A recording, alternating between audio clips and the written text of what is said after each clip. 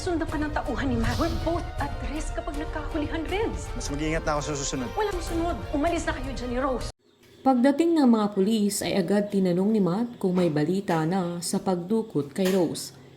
Giniit naman ng pulis na inaalam na nila kung kanino nakapangalan ang sasakyang ginamit sa pangingidnap kay Rose. Balisa naman si Sandra, sabay sinabi niya sa mga pulis na may sakit ang mami niya at kailangan niyang mag-undergo sa medication kaya kailangan nilang mahanap agad. Tinanong ni Matt kung nakausap na nila si Renz dahil sigurado siyang si Renz ang nakunan sa CCTV na nanggidnap kay Rose.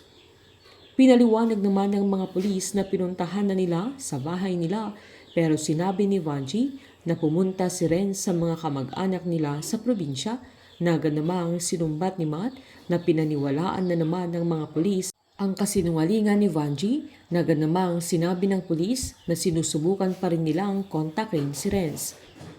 Umiiyak naman si Sandra nang malaman niyang may sakit na ang mami niya noong nasa Milan pa lang sila na wala man lang nagsabi sa kanya. Humingi din ng sorry si Matt dahil maging siya ay hindi niya alam na may cancer si Rose. Pinaliwanag naman ni Elsie na pinakiusapan sila ng kanyang mami na wag nilang sasabihin sa dalaga dahil iniisip niya ang kapakanan nito at ayaw niyang mapilitang kausapin ni Sandra si Rose at patawarin niya dahil lang naaawa siya na may sakit siya. Nakonsensya si Sandra dahil pinagdusa niya ang mami niya na wala siyang kaalam-alam na nahihirapan na si Rose sa mga sandaling yan. Giniit pa ng dalaga na kailangan nilang mahanap ang mami niya para mailigtas nila sa pagkakaroon niya ng cancer at mailigtas nila sa mga kamay ni Renz. Nang makaluto naman si Renz ay agad niyang dinalahan si Rose ng makakain. Agad sinumbat ni Rose kung kailan titigil si Renz sa kanyang kabaliwan. Agad namang sinabi ng binata na titigil na siya dahil magkasama na silang dalawa pero sinabi ni Rose na alam niyang mali ang ginagawa niya pero giniit naman ni Renz na maling-mali sa ibang tao pero sa kanilang dalawa ay yun ang tama dahil magkasama na silang dalawa. Giniit ni Rose na bilang na ang araw niya sa mundo na kung hindi siya naaawa ay makonsensya man lang siya.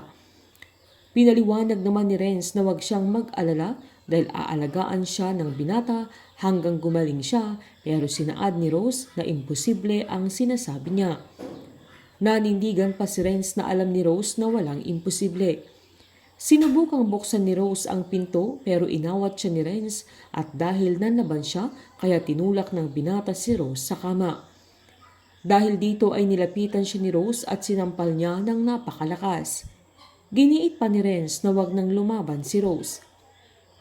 Habang pinagmamasdan naman ni Matt ang larawan nila Rose at Sandra noong bata pa lang siya na nakasave sa cellphone niya kung saan naalala niya ang pagtrato niya kay Rose noong nasa Milan sila na sakto namang nilapitan siya ni Christina. Sinabi ni Christina na bakit niya sisisihin ang sarili niya dahil wala siyang alam sa kalagayan noon ni Rose. Giniit naman ni Matt na hindi niya pinakinggan si Rose noon na ganamang sinabi ni Christina na wala na siyang magagawa pa kung anuman ang mangyari. Galit naman si Matt sa sinabi ni Christina sa sandaling yan. Agad niyang sinabi na wala na silang magagawa pero nanggigil naman si Matt at sinabing hindi niya hahayaang mamatay si Rose sa mga kamay ni Renz na kinagalit ni Christina.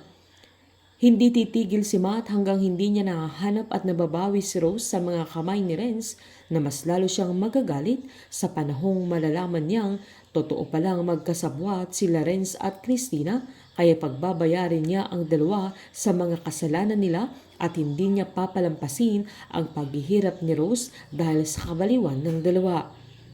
Habang pinamukha ni Rose kay Renz na hindi na sila pero niyakap siya ng binata at hindi siya magsasawang iparamdam sa kanya na mahal niya si Rose pero sinabi naman ni Rose na kailanmay hindi niya makukuha ang pagmamahal niya dahil si Matt pa rin ang laman ng puso niya.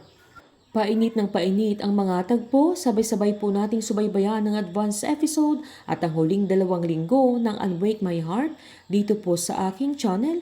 Patuloy lamang pong manood at mag-subscribe para ma-update po kayo sa mga susunod na episode. Marami pong salamat.